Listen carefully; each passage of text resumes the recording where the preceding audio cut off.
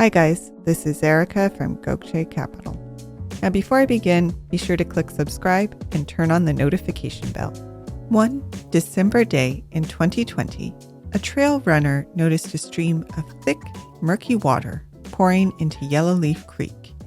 Following the trail of the offending water, he found the source was none other than the site of one of the area's largest developments. And this was not the first time the developer in question had polluted the river. So was there anything our hiker could do? We'll find out at the end of this video. But first, if you plan to construct a home yourself, you may need to create a stormwater management plan. And in today's video, we have the top things you should know. Number 1. What is a stormwater management plan? A stormwater management plan is a plan that helps to reduce pollution and contamination by controlling runoff of rainwater or melted snow. Number 2. What are the two types of stormwater plans? A stormwater pollution prevention plan is a temporary plan designed to mitigate any stormwater issues created by a construction project. This is the kind of plan you are most likely to run across. A stormwater management plan is a plan created by various entities, most notably municipalities, that have a municipal separate storm sewer system.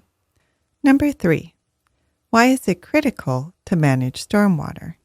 Developing land limits and impedes the natural flow of water and the ground's ability to soak it up. This increases the rate and quantity of runoff. In addition, the runoff becomes polluted and will often contaminate nearby waterways. Number 4. What are the main problems associated with stormwater runoff? As we just mentioned, stormwater runoff can pollute local waterways. It also increases erosion on the property, which in turn can increase flooding. In addition, polluted runoff will cause increased sedimentation in streams and rivers. And finally, all of these factors will also damage local stormwater infrastructure. Number 5. What are the benefits of stormwater management? Well, proper stormwater management can reduce flood damage, prevent soil erosion, protect existing stormwater infrastructure, maintain groundwater recharge, and prevent pollution. Number 6. What are the cons of stormwater management? Primarily, stormwater management does require expert planning, operation, and maintenance, which means it will increase costs. On top of this, a lot of labor may be needed in order to properly implement stormwater best management practices.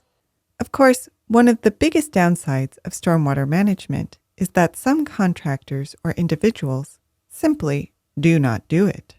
Which brings me back to the story of the Gokce Riverkeeper and Newcastle Homes. Newcastle Homes is one of the largest developers in the semi-rural part of Shelby County, just outside of Birmingham, Alabama. The area where Newcastle works is home to abundant natural resources, including the many streams and tributaries of the Gokce, a river much enjoyed by local fishermen and hikers, but which has long suffered from pollution and siltation. So when a trail runner noticed a stream of sediment-laden water pouring into the North Fork of the Yellowleaf Creek, he immediately alerted the Gokce Riverkeeper, a local nonprofit and volunteer group dedicated to protecting the Gokce and its tributaries. Unfortunately, the discolored water that our runner discovered was not a one-off event. Over the course of the following year, Gokce Riverkeeper documented 150 instances where Newcastle Homes violated its stormwater permit, all of which resulted in illegal discharges of sediment into the Yellowleaf Creek, impacting the ability of nearby residents to fish and swim.